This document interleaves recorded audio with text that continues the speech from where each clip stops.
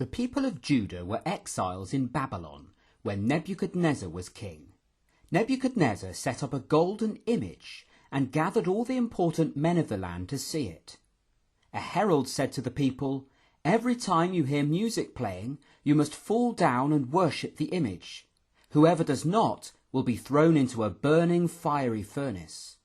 Daniel's 3 friends, called Shadrach, Meshach, and Abednego, were among the men who were there. When the music played, everyone else fell down and worshipped, but these 3 men stayed standing. Some men came and told the king.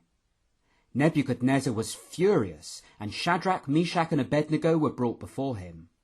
"Is it true," said the king, "that you won't worship the image I've set up?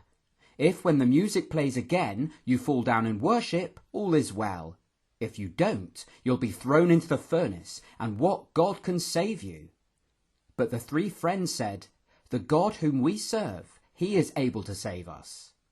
But we will not serve your gods or worship the image." Then Nebuchadnezzar was enraged and ordered the furnace to be 7 times hotter than usual. And some strong soldiers tied up Shadrach, Meshach, and Abednego and cast them into the furnace. The fire was so hot that the soldiers were killed, but the 3 friends fell into the flames. Then Nebuchadnezzar was astonished and said to his men, "Didn't we throw 3 men into the furnace? But I can see 4 men walking in the fire and not hurt, and the 4th is like the Son of God." Then the king came near to the furnace and called Shadrach, Meshach, and Abednego to come out. The fire had not harmed them. Not a hair was singed, their clothes were not damaged, and there wasn't even the smell of fire on them. Nebuchadnezzar praised their God and said, "He has sent his messenger and delivered them.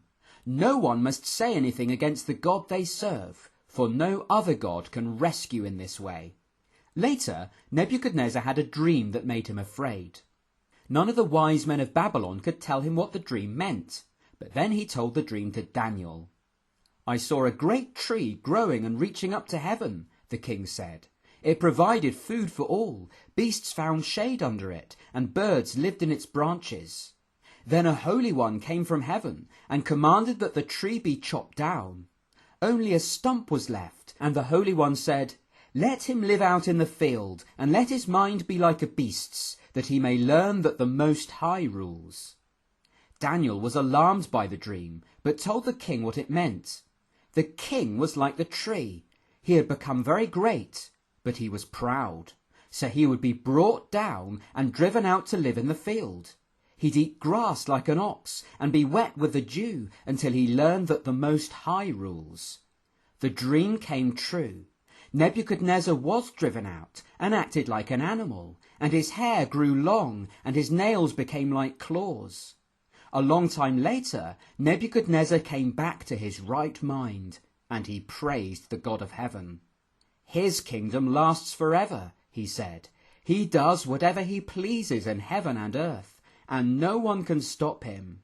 Now I, Nebuchadnezzar, praise and worship him, for the proud he is able to humble."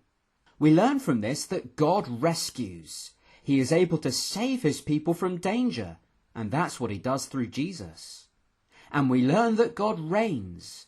Nebuchadnezzar had to learn that God was the one in charge of everything. And we learn that God humbles people.